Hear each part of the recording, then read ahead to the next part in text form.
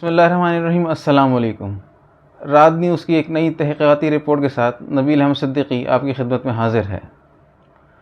دنیا کی جنگوں میں دشمن کی طاقت کو دیکھ کر کوئی ایک فریق شب خون مارتا تھا، یعنی رات کو اچانک حملہ کر دیتا تھا تاکہ دشمن کو سنبھلنے کا موقع نہ مل سکے۔ آج کی دنیا میں فضاؤں میں ریڈار کی لہریں گردش کرتی رہتی ہیں۔ کوئی اس نظام کو جام کر دیتا ہے، کوئی اس کو دھوکہ دینے کی کوشش کرتا ہے تاکہ اپنے دشمن پر چھپ کر وار کیا جا سکے۔ اس ٹیکنالوجی کو اسٹیلتھ ٹیکنالوجی کہا جاتا ہے۔ اس کی بنیاد پر امریکہ نے اپنا B-2 بمبار طیارہ بنایا ہے۔ اس طیارے کا نام آپ نے بہت سنا ہے۔ حال ہی میں B-2 اسٹیلتھ بمبار طیارے نے ایران کی ایٹمی تجربہ گاہوں پر بمباری کر کے نقصان پہنچایا ہے۔ ایران نے جوابی کارروائی کر کے قطر میں امریکی اڈوں پر میزائل حملے کیے، لیکن اب بات جنگ بندی پر پہنچ چکی ہے۔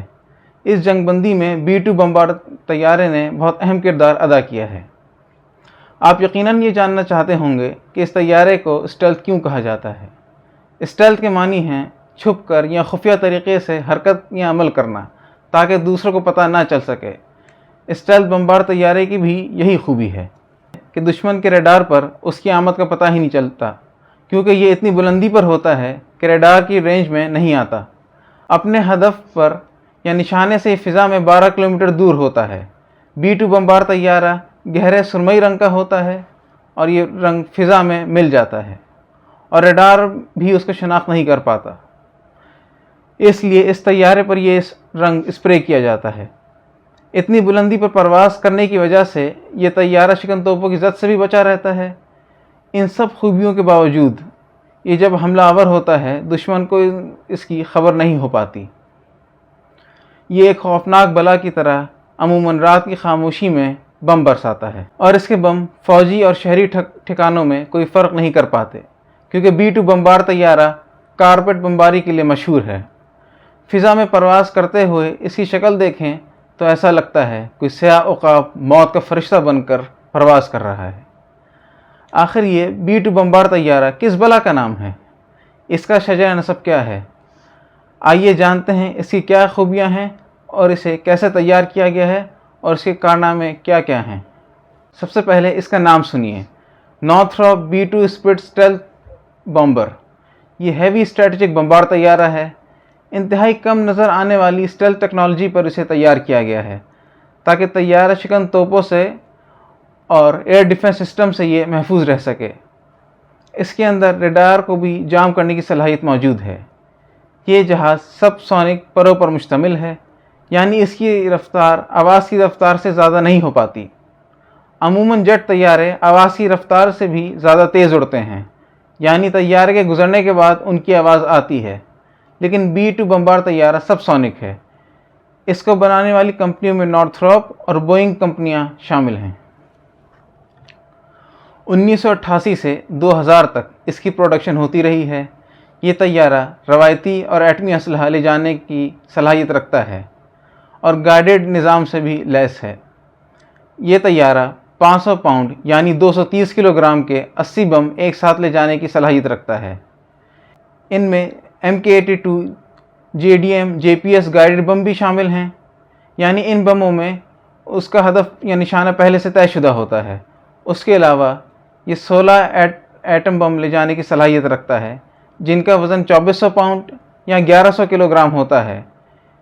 ان میں B-83 نیوکلیئر بم نصب کیا جا سکتا ہے۔ جیسا کہ شروع میں ہم نے آپ کو بتایا تھا، B-2 طیارہ نہایت بلندی پر پرواز کرتا ہے۔ 50,000 فٹ یا 15,000 میٹر پر 6,000 ناٹیکل مائل یعنی 11,000 کلومیٹر کی رفتار سے پرواز کرتا ہے، یعنی 6,900 کلومیٹر۔ لیکن یہ خاص صورتوں میں 10,000 ناٹیکل مائل یعنی 19,000 کلومیٹر اور 12,000 میل کی رفتار سے سفر کر سکتا ہے۔ اس طویل سفر میں اسے دوران پرواز ایندھن فراہم کیا جا سکتا ہے۔ اس جہاز کو امریکی فضائیہ یعنی امریکن ایئر فورس میں 1997 میں شامل کیا گیا۔ لاک ہیڈ مارٹن کے F-117 نائٹ ہاک کے بعد یہ دوسرا اسٹیلتھ ٹیکنالوجی پر مشتمل بمبار طیارہ ہے۔ 1999 میں B-2 کو ایٹمی ہتھیار لے جانے کے قابل بنایا گیا۔ البتہ کوسوو کی جنگ میں اس نے غیر روایتی بموں کی برسات کر دی۔ اس کے بعد اسے عراق میں اور افغانستان، لیبیا، یمن اور حال ہی میں ایران میں استعمال کیا گیا۔ امریکی ایئر فورس میں 19 B-2 بمبار طیارے 2024 سے آج تک موجود ہیں۔ آپ کے خیال میں آپ لوگ یہ سوچتے ہوں گے کہ اس طیارے کو آج تک کوئی نقصان نہیں پہنچا ہوگا۔ ایسی بات ہرگز نہیں ہے۔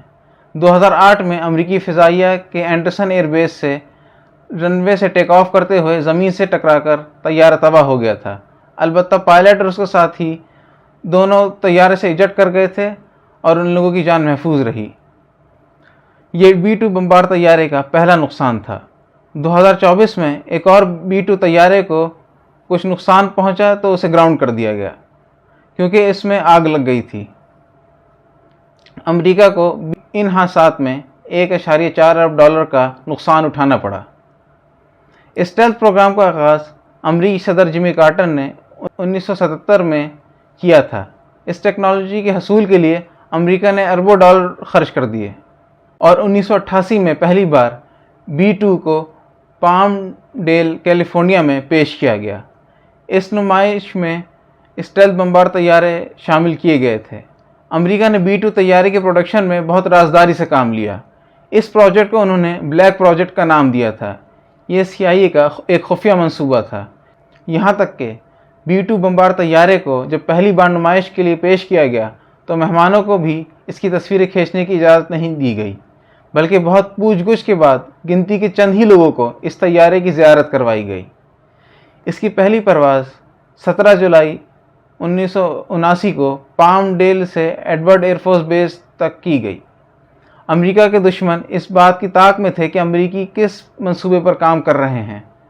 1984 میں نارتھروپ کا ملازم ایروسپیس انجینئر تھامس پیٹرک کو گرفتار کیا گیا کیونکہ وہ اس جہاز کے بارے میں حساس معلومات سوویت یونین تک پہنچا رہا تھا۔